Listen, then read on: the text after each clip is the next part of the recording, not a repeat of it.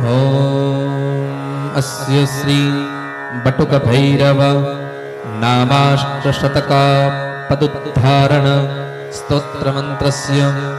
बृहदारण्यकऋषिः श्री बटुक भैरवो देवता अनुष्ठुप्छन्दः ह्रीं बीजं बटुकायेति शक्तिः प्रणवः कीलकम् अभीष्टसिद्ध्यर्थे पाठे विनियोगः। करन्यास रां वां अंगुष्ठाभ्यां नमः ह्रीं वीं तर्जनीभ्यां स्वाहा रों वों मध्यमाभ्यां वषट् रैं वैं अनामिकाभ्यां हुं रौं वं कनिष्ठिकाभ्यां वौषट् रः वः करतलकृपृष्ठाभ्यां फट् षडङ्गन्यास रां वां हृदयाय नमः ह्रीं वीं शिरसे स्वाहा रों वों शिखायै वसट् रैं वैं कवचाय हुं रौं वौं नेत्रत्रयाय वौषट् रः वः अस्त्राय फट्। नमस्कार। अतितीक्ष्णमहाकाय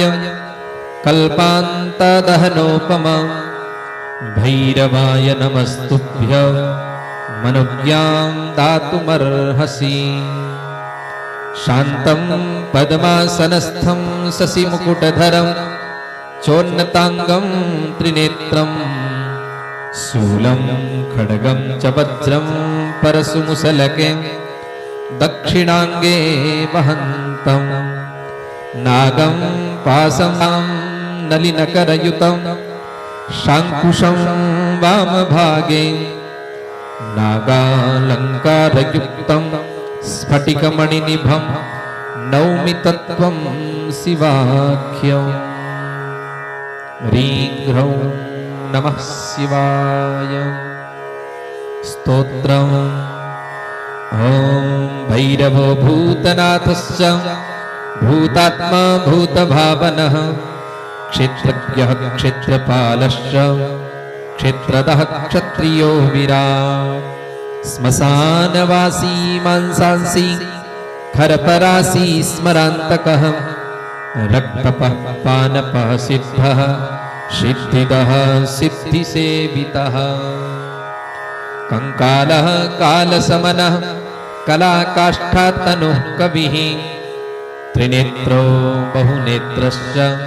तथा पिङ्गललोचनः शूलपाणिः खड्गपाणिः कंकाली धूम्रलोचनः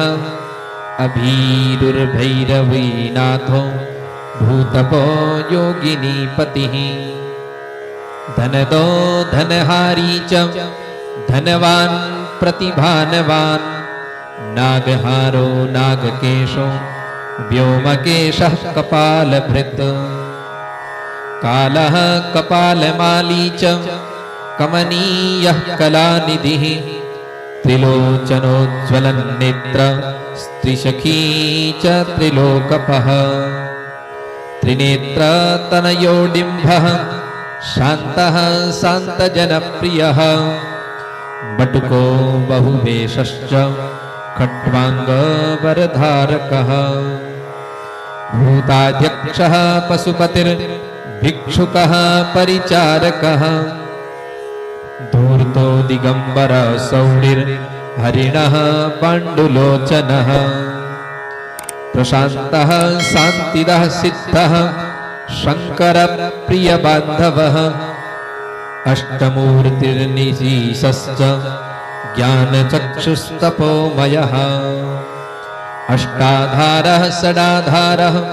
सर्पयुक्तः शिखीशखा भूधरो भूधराधीशो भूपतिर्भूधरात्मजः कंकालधारी मुण्डी च नागयज्ञोपवीतकः जृम्भणो मोहनस्तम्भी मारणः क्षोभणस्तथा शुद्धो नीलाञ्जनप्रख्यो दैत्यः मुण्डभूषितः बलिभुङ्नाथो बालो बालपराक्रमः सर्वारो दुर्गो दुष्टभूतनिषेवितः कामी कलानिधि कान्तः कामिनी वशकृद्वशी सर्वसिद्धिप्रदो वैद्यः प्रभुर्विष्णुरिति वयि अष्टोत्तरशतं नाम्ना भैरवस्य महात्मनः मया ते कथितं देवी रहस्यं सार्वकामिकं य इदं पठते स्तोत्रं नामाष्टशतमुत्तमम् न तस्य दुरितं किञ्चित् न च भूतभयं तथा न च मारीभयं तस्य ग्रहराजभयं तथा न शत्रुभ्यो भयं किञ्चित् प्राप्नुयान् मानवः क्वचित् पातकानां भयं नैव यः पठे स्तोत्रमुत्तमम् मारीभये राजभये तथा चौराग्निजे भये औत्पातिकभये चैव तथा दुःस्वप्नजे भये बन्धने च तथा घोरे पठे स्तोत्रमनुत्तमम् सर्वं प्रशममायाति भयं भैरवकीर्तनात् 11,000 तु पुरस्सरणमुच्यते यस्त्रीसन्ध्यं पठे देवी संवत्सरमतन्त्रितः ससिद्धिमाप्नुयादिष्टां दुर्लभामपि मानवैः षण्मासात् भूमिकामस्तु जपित्वा प्राप्नुयान्महीम् राजशत्रुविनाशार्थं जपेन्मासाष्टकं यदि रात्रौ वारत्रयं मृत्यो राजानं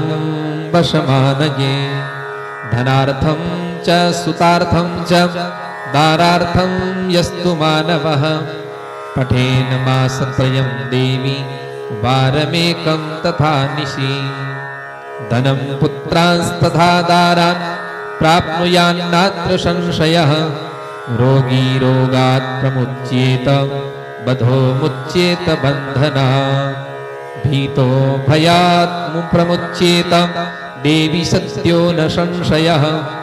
निगडैश्चापि यो बद्धः कारागृहनिपातितः शृङ्खलाबन्धनं प्राप्तः पठेच्चेतं दिवानिशं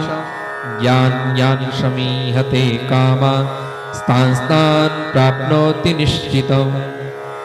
अप्राकास्यमिदं गुह्यं नेदेयं यस्य कस्यचित्